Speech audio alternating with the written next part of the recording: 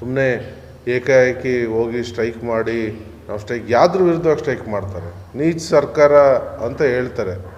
ಏನಿವತ್ತು ಬಡವ್ರಿಗೆ ಅನ್ನ ಕೊಡ್ತಾ ಇರೋದು ನೀಚತನನ?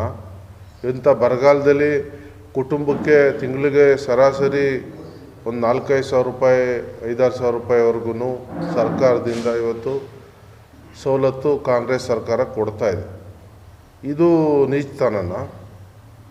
ಇವರು ದಬ್ಬಾಳಿಕೆ ಮಾಡ್ಕೊಂಡು ಇಷ್ಟು ದಿವಸ ಇವ್ರು ಇಷ್ಟ ಬಂದಂಗೆ ನಡ್ಕೊಂಡು ಬಂದರು. ಇವರು ಅಧಿಕಾರದಲ್ಲಿ ಇದ್ದಂಗೆಲ್ಲ ಗ್ರಾಮಗಳಿಂದ ಹಿಡಿದು ಮೇಲ್ಮಟ್ಟದವರೆಗೂ ಬಳಿ ದಬ್ಬಾಳಿಕೆನೇ ನಡೆಸ್ಕೊಂಡು ಬಂದಿದ್ದಾರೆ. ಇದು ಜನರ ಕಣ್ಣು ಕಾಣಿಸಲ್ವಾ? ಯಾವ ನೈತಿಕತೆ ಇದೆ ಇವರಿಗೆ ಸ್ಟ್ರೈಕ್ ಮಾಡೋಕ್ಕೆ ಸರ್ಕಾರದ ವಿರುದ್ಧವಾಗಿ? ಏನು ಈಗ ಸರ್ಕಾರ ಏನು ಇದಕ್ಕೂ ಸರ್ಕಾರಕ್ಕೂ ಏನು ಸಂಬಂಧ? ಸರ್ಕಾರದವ್ರು ಯಾರು ಹೋಗಿ ವಿಡಿಯೋ ಮಾಡವ್ರ? ಯಾರು ವಿಡಿಯೋ ಮಾಡಿರೋದು ಇದು? ಪ್ರಜ್ವಲ್ ರೇವಣ್ಣ ಯಾರು? ಯಾರು ಒಂದು ಅಡ್ರೆಸ್ ಏನು ಇದೆಯಾ ಪ್ರಜ್ವಲ್ ರೇವಣ್ಣಗೆ? ವೈಯಕ್ತಿಕವಾದ ಅಡ್ರೆಸ್ ಇದೆಯಾ? ವೈಯಕ್ತಿಕವಾದ ಏನಾದರೂ ಸ್ಥಾನ ಇದೆಯಾ? JDSನ ಸಂಸದ. JDS ಯಾವ ಪಕ್ಷ? ಯಾರ ಪಕ್ಷ ಇವತ್ತು? ಒಂದು ಕುಟುಂಬದ ಪಕ್ಷ, ಒಂದು ಕುಟುಂಬಕ್ಕೆ ಸೀಮಿತವಾಗಿರೋ ಪಕ್ಷ. ಅದಕ್ಕೆ ಉದಾಹರಣೆ ಬೇಕಾ? ಉದಾಹರಣೆ ನಿಮ್ಮ ಕಣ್ಣು ಮುಂದೆ ಇದೆ. ಇವತ್ತು 23 ಸೀಟ ಕುಟುಂಬದವರೇ ಇವತ್ತು ಸ್ಪರ್ಧೆಯನ್ನು ಮಾಡ್ಕೊಂಡವ್ರೆ. ಯಾರಾದರೂ ಕಾರ್ಯಕರ್ತರಿಗೆ ಪಕ್ಷಕ್ಕೆ ಟಿಕೆಟ್ ಕೊಟ್ರ? ಇವತ್ತು ಒಂದು ಕುಟುಂಬದ ಪಕ್ಷ, ಇದು ಒಂದು ಕುಟುಂಬಕ್ಕೆ ಸೇರಿದಂಥ ವಿಚಾರ. ಈಗ ಅದನ್ನು ಆ ಕುಟುಂಬದವರು ಅದನ್ನು ಸರಿಪಡಿಸ್ಕೋಬೇಕಿತ್ತು. ಮಾನವೀಯತೆ ದೃಷ್ಟಿಯಿಂದ ಹೆಣ್ಮಕ್ಳದ ಮಾನ ಮರ್ಯಾದೆ ಹೋಗೋದು ಇದನ್ನು ಕಾಪಾಡೋಕ್ಕೋಸ್ಕರ ಇವರು ನೇರವಾಗಿ ಕ್ಷಮೆ ಕೇಳಿ ತಪ್ಪಾಗಿದೆ, ಇದಾಗಬಾರ್ದಿತ್ತು, ಅದಾಚೂರ್ಯ ಅನ್ನೋದ್ರ ಬಗ್ಗೆ ಕ್ಷಮೆ ಕೇಳಿ ಜನರ ಮುಂದೆ ಅವರ ದೊಡ್ಡತನವನ್ನು ಇವತ್ತು ಪ್ರದರ್ಶನವನ್ನು ಮಾಡಬೇಕಿತ್ತು. ಆದರೆ ಕುಮಾರಸ್ವಾಮಿ ಅವರು ಮಾಡ್ತಾ ಇರೋದೇನು?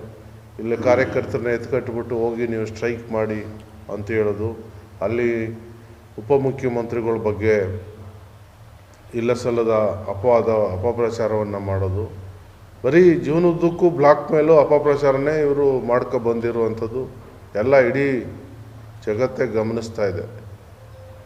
ಇವತ್ತು ಯಾವ ನೈತಿಕತೆ ಇದೆ? ಕುಮಾರಸ್ವಾಮಿ ಏನು ಸಾಚನ?